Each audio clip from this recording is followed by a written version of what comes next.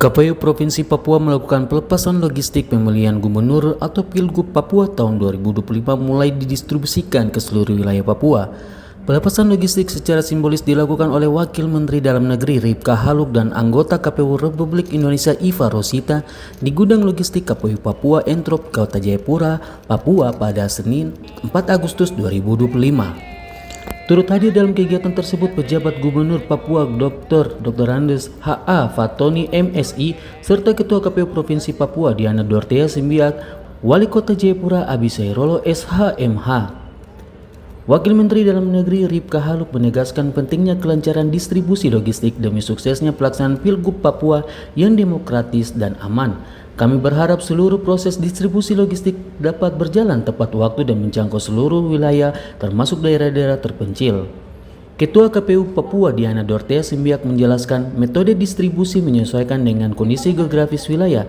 Logistik dikirim melalui jalur darat menggunakan truk, jalur laut menggunakan kapal cepat, dan jalur udara menggunakan helikopter. Bahkan untuk wilayah yang sangat sulit dijangkau, logistik harus dipikul secara manual. Distribusi logistik telah dimulai sejak 2 Agustus 2025 dan saat ini sudah menjangkau beberapa daerah terjauh. Kami targetkan seluruh logistik tiba di tingkat distrik dan TPS sesuai jadwal sebelum hari pemungutan suara ulang terkait daftar pemilih. Diana menegaskan bahwa hanya warga yang terdaftar dalam daftar pemilih tetap atau DPT atau daftar khusus yang bisa memberikan suara.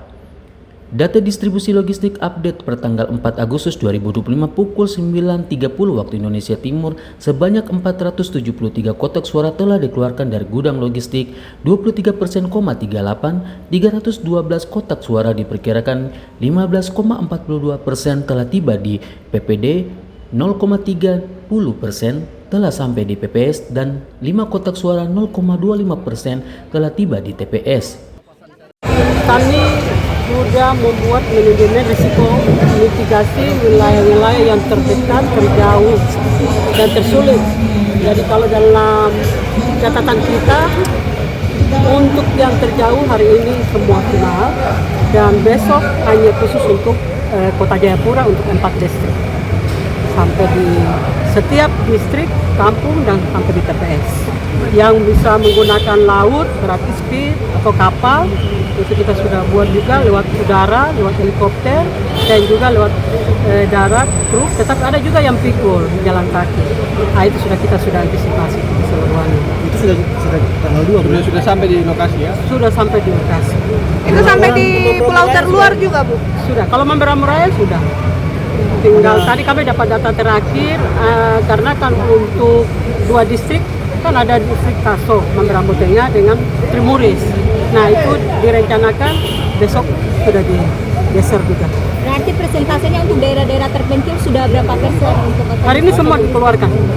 Iya, sudah sampai dari gudang KPU sampai di distrik dan sampai di TPS.